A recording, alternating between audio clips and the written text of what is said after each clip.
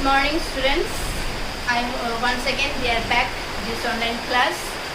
I hope you all are keeping well and staying at home and studying well, whatever subject you are getting in online classes. Okay. So today we are going to continue the English grammar. Okay. We are going to continue the English grammar. We have completed first lesson. Okay, what was the first lesson? The sentence. No, I hope you all remember what is sentence. Okay, and whatever rules are there for the sentence, I hope you all are remembering that. Okay, so today we are going to continue the second lesson. Okay, we have already started, and I hope whatever we have learned you all remember. Okay, so this topic of our second lesson was subject and predicate. No, the topic of our lesson was subject and predicate. Already I have explained to you what is subject and predicate, and we have completed some exercises also, right? So now today we are once again going to continue the same topic. Okay, so first of all we will learn that page number 8. Okay, from page number 8 we are going to start. So in most sentences the subject usually comes before the verb. Okay, we have learned that usually subject comes before the verb. Hope you all remember what is subject, right?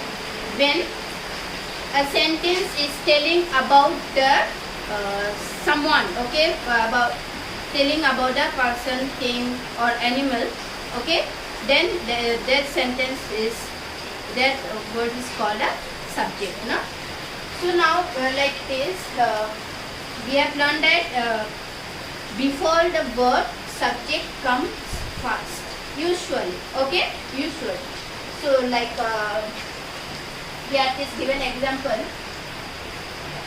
You have broken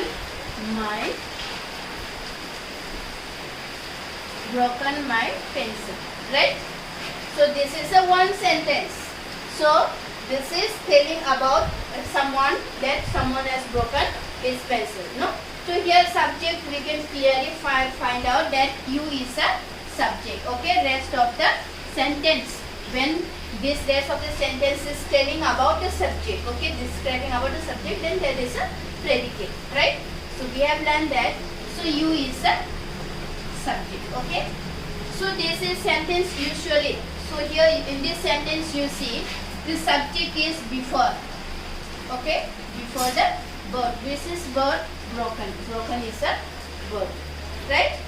So this is before the verb, subject is first. So usually all the sentences, okay, almost all the sentences, subject come first. Okay, it may be name of a person, if it may be name of a person, animal or thing. Okay, where whatever, if it is sentences telling about this subject, then that is the subject. So this subject usually comes before the verb. Okay, we have learned that. Understand? In almost whatever we have learned this side, almost in all the sentences, subject is coming before the verb, right? We have learned that. Okay, now next is, okay, like here also example given, I am going to the US next month. So I is a subject.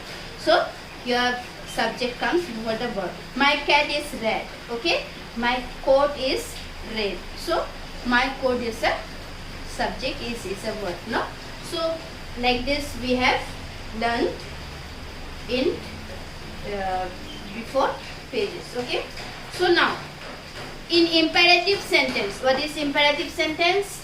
As when we are giving command to someone or requesting, that is called a imperative sentence, right? In the first lesson we have learned that. Okay, so in imperative sentences the subject is impelled. Okay, impelled.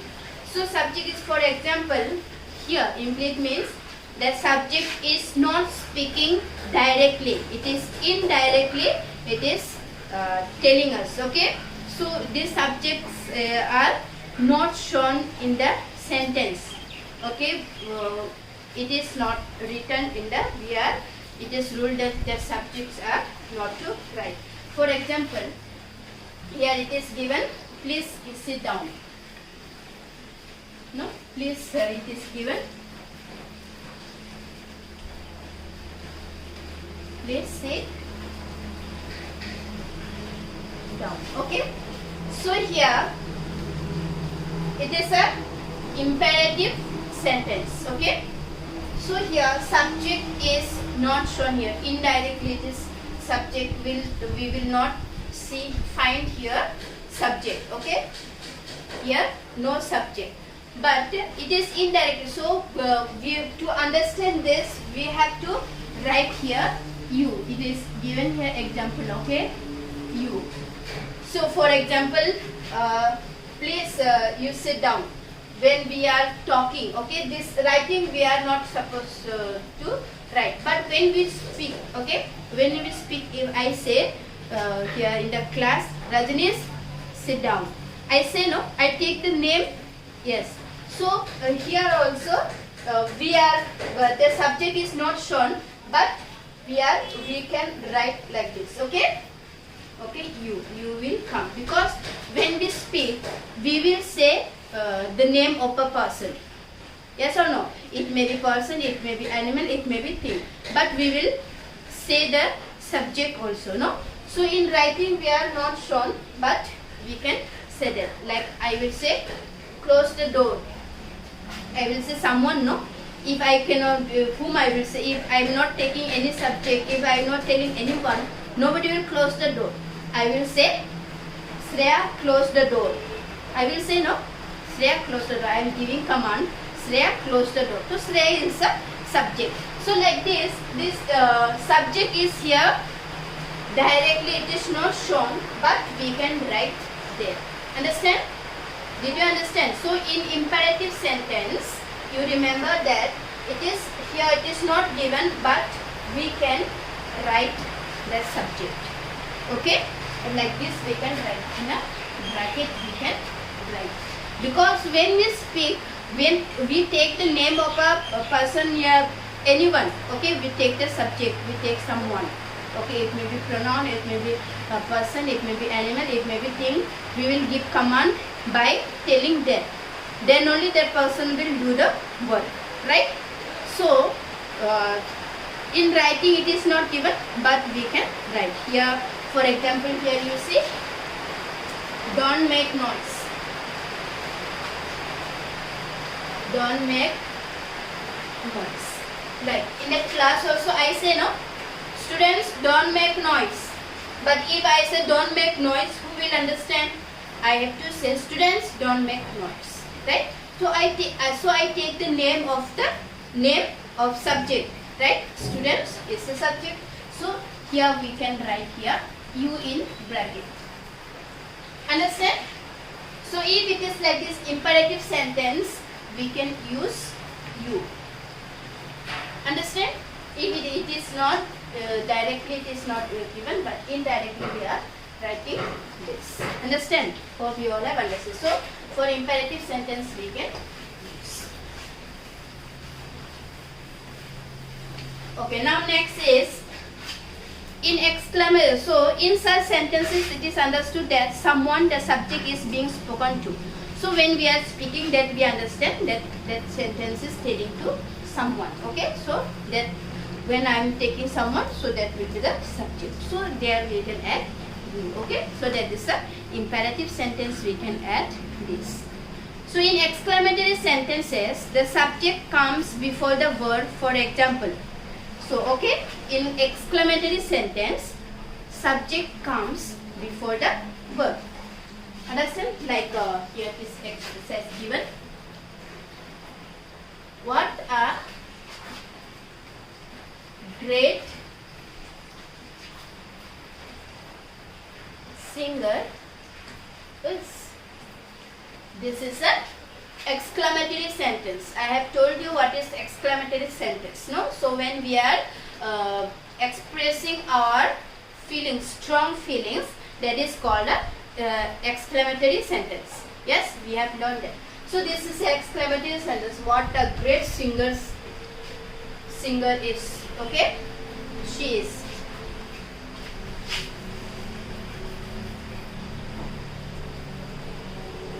Okay, she is.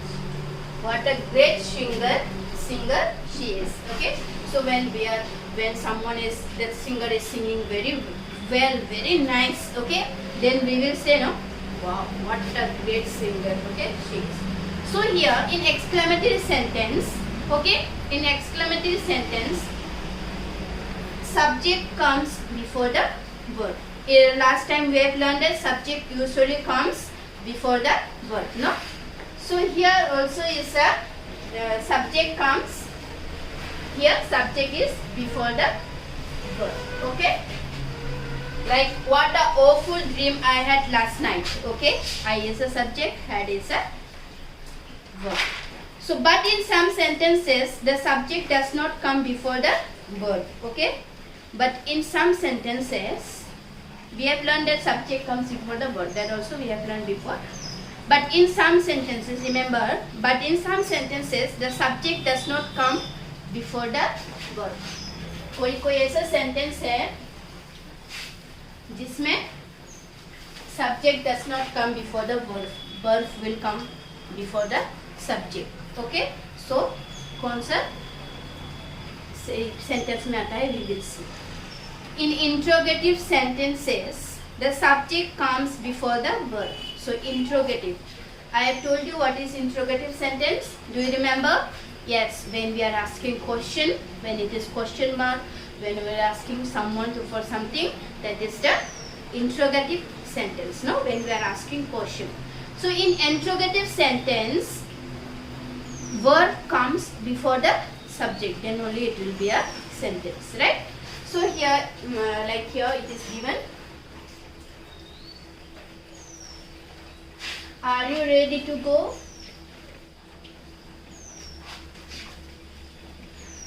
Are you ready to go? So here verb is big first, no? This is a verb and this is a subject. Okay? So in interrogative sentence, okay? In interrogative sentence, verb comes before the subject. Understand? Let you remember. Where are the cupcakes? Here also cupcakes are subject, but it is the R is a verb. Okay, like what is your name? Okay, what is your name? So your is a subject and is a verb. So subject verb comes before the subject. Okay. Hope you all have understood. Now we will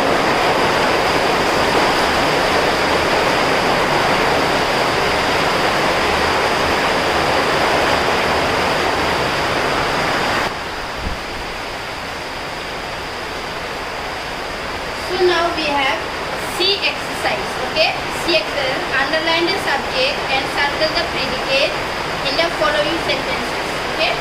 Then remember, all the sentences may not have subject. So remember, like imperative, if it is imperative sentence, we may not have subject. So there what we have to add? We have to add you. Okay. So like this, here it is given. We have to circle the predicate in the following sentence. Okay. Underline the subject. We have to underline the subject and circle the predicate. And remember, all the sentences may not have that subject. For example, here you see. Second number. I love you. Listen to music. Okay, this is a sentence. I love to listen to music.